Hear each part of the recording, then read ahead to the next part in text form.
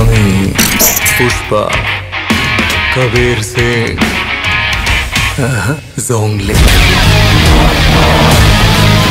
তো সকলে কেমন আছো? আশা করি অনেক ভালো আছো। তোমরা অবশ্য থাম্বনেল দেখে বুঝতে পেরেছো আজকে আমরা কি নিয়ে কথা বলবো। হ্যাঁ, জঙ্গলি সিনেমাটা নিয়ে, যে সিনেমা দেখে আমাদের বরবাদ সিনেমার প্রডিউসার পর্যন্ত কেঁদে ফেলেছিল।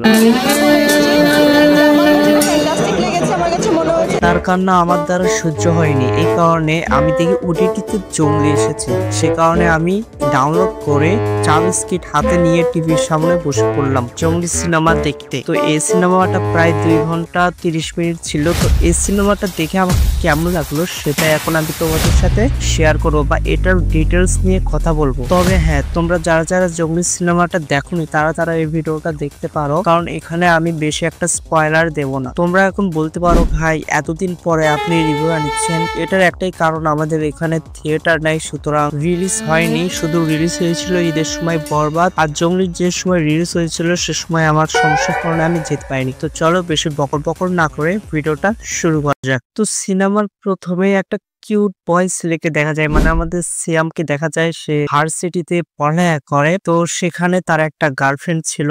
সত্য করে বললে তোমরা তো সবাই জানোই, সেটা কিন্তু আমাদের টিচার যখন এসেছিল তখনই বলে দিয়েছিল। তো তাদের ভিতরে কেমিস্ট্রিটা বেশ মোটামুটি ভালোই ছিল। এখান থেকে কাহিনীটা মেইনলি শুরু হয়। তারপরে দিন যেতে থাকে। সিয়াম মানে আমাদের নায়ক কিন্তু পুরো ইউনিভার্সিটির ভেতর সবচেয়ে এংরি ম্যান ছিল। মানে কবির সিং মুভির তোমার একটু ফিলিংস আসবে এরকম টাইপ। এই কারণে সব শিক্ষকরা তাকে দেখতে পেত না, কিন্তু তার একটা গার্লফ্রেন্ড ছিল, সে তাকে অনেক ভালোবাসতো। এমনকি তাদের এঙ্গেজমেন্ট পর্যন্ত হয়ে গিয়েছিল কলেজে। এরপর সে জানতে পারে যে তার প্রেমিকার বিবাহ হয়ে যাচ্ছে। তার মাথা প্রচন্ড রকম গরম হয়ে গেছে, এই কারণে সে তার বাসায় গিয়ে ভাঙচুর শুরু করে, এরকম একটা সিচুয়েশন। তো এখান থেকে আসলে কাহিনীটা শুরু হয়। এরপরে সিয়াবকে প্রায় 2 বছরের জন্য গায়েব করে দেওয়া হয়। মানে শত গায়েব করে দেওয়া হয় না, সিনেমা থেকে তার গার্লফ্রেন্ডের বাসায় গিয়ে মারামারি করেছিল, ওখান থেকে তার বাবার সাথে ঝগড়া হয়ে যায়। এরপর সে বাসা থেকে বের হয়ে যায়। আমাদের কিন্তু আসল ক্যারেক্টার, একদম ইম্পর্টেন্ট ক্যারেক্টার পাখি এর এন্ট্রি হয়ে যায়। তুমি বিশ্বাস করো, মাত্র 7 থেকে 10 বছরের মতো বয়স হবে মেয়েটার। এত সুন্দর অ্যাক্টিং দেখে তোমার মাথা নষ্ট হয়ে যাবে। মানে সিয়াম, বুবলি এদের অ্যাক্টিং এর থেকেও ডাবল অ্যাক্টিং বা এত ইমোশনাল সিন গুলা দেখাইছে যেটা পুরো মাথা নষ্ট হয়ে যাবে। বাকি ক্যারেক্টারটা আসলে অনেক ইম্পর্টেন্ট, এই কারণে হয়তো বুঝেছিলাম কেন প্রডিউসার কান্না করেছিল। টিভির সামনে বসে আমি মনে মনে ভাবতেছি চোখের পানি কি দিয়ে বার করব, কিন্তু বার হচ্ছিল না। আচ্ছা যাই হোক, আমি মজা করছিলাম, কিন্তু সত্য করে বললে এটা কিন্তু অনেক সুন্দর ইমোশনাল সিন ছিল। আমি বাংলাদেশে আজ পর্যন্ত যতগুলো সিনেমা দেখেছি বাংলাদেশের, আর ভেতর সবচেয়ে ইমোশনাল সিনেমা এটাই আমাকে লেগেছে। বাংলাদেশে যে এত সুন্দর সুন্দর ডিরেক্টর আছে এটা আসলে আমি জানতাম না। জঙ্গলি সিনেমার ডিরেক্টরের নামটা আমি জানি না, তোমরা অবশ্য আমাকে কমেন্টে জানিয়ে দিও এই ডিরেক্টরের নাম কি।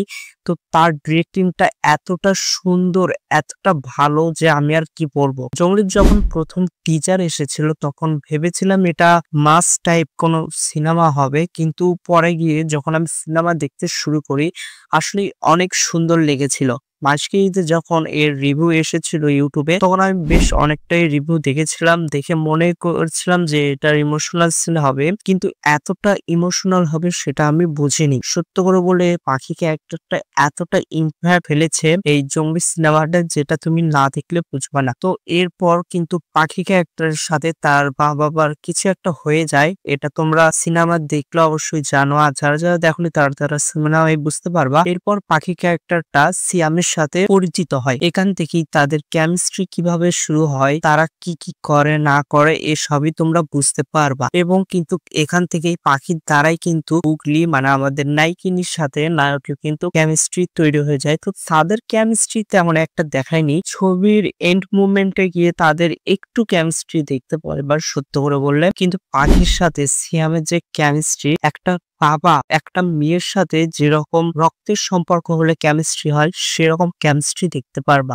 এখানে কিন্তু পাখি সিয়ামের ভেতর কোনো রক্তের কেমিস্ট্রি নেই, আমি কিন্তু তোমাদের আগেই বলছি। তোমরা অবশ্য যারা যারা সিনেমাটা দেখেছো তারা সবাই জানো। আমি যদি এই সিনেমাটা এক কথায় রিভিউ করতে চাই তাহলে বললাম তো আমাকে এতটা অসাধারণ লেগেছে যে কোনো দিক দিয়ে মনে হয়নি যে না এই সিনেমাটা আমি এই অ্যাঙ্গেল থেকে এটাই কপি বলবো। কিন্তু হ্যাঁ, আমি তোমাদের প্রথমেই বললাম ছবির ফার্স্ট মোমেন্টে যেটা আমাদের কলেজের লাইফটা দেখাইছে ওইটুকু দেখে শুধু আমার কবির সিং এর কথা মনে পড়েছিল, আর কিছুই না। আর যখন ওই প্রথম টিজার এসেছিল তখন শুধু আমার এই চেহারাটা দেখে পুষ্পার কথা মনে পড়েছিল।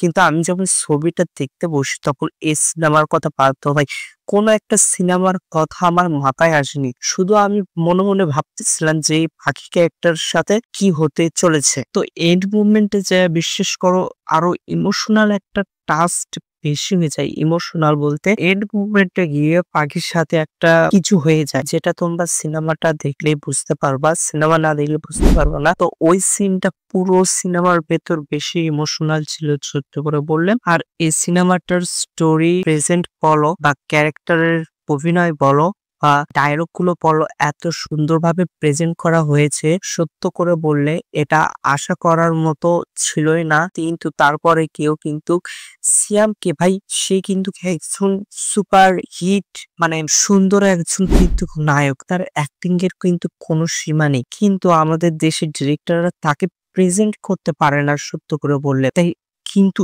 এই সিনেমাতে বিশ্বাস করো এই সিনেমা যে ডিরেক্টর তাকে এমন ভাবে প্রেজেন্ট করেছে যে কিছু সিয়ামের ভিতরে যত গভীরে ঢোকা সম্ভব সে এত গভীরে ঢুকে কিন্তু এই মুভির ডিরেক্টর তার কাছ থেকে কাজ করিয়ে নিয়েছে। এখান থেকে বোঝা গেছে যে সিয়াম আসলে কি জিনিস, তার অভিনয়টা কত সুন্দর। আর আমরা কিন্তু এই দেব তাণ্ডব সিনেমাতেও দেখেছি তার একটা ক্যামিও মানে মাত্র 3-4 মিনিটের জন্য এসে পুরো সিনেমা খাপিয়ে দিয়েছিল এরকম একটা টাইপ সিনেমা। তো আশা করা যায় রায়হান রাফি পরবর্তীতে গিয়ে তাকে নিয়ে একটা সিনেমা করবে, ওখানে আমরা আরো তাকে ভালো মতো দেখতে পারবো। আর জঙ্গলি সিনেমা তোমরা কে কে দেখেছো অবশ্যই আমাকে কিন্তু কমেন্টে জানিয়ে দিবে। এই সিনেমাটার কিন্তু স্টোরিটা সম্পর্কে আমি তোমাদের বলে দিলাম, কিন্তু আমার মতে আমি তোমাদের বেশি একটা স্পয়লার দেইনি। আচ্ছা যাই হোক, আর কত বকর বকর করবো আমি। তো তোমাদের সাথে দেখা হবে নতুন আর একটা ভিডিওতে। Good bye.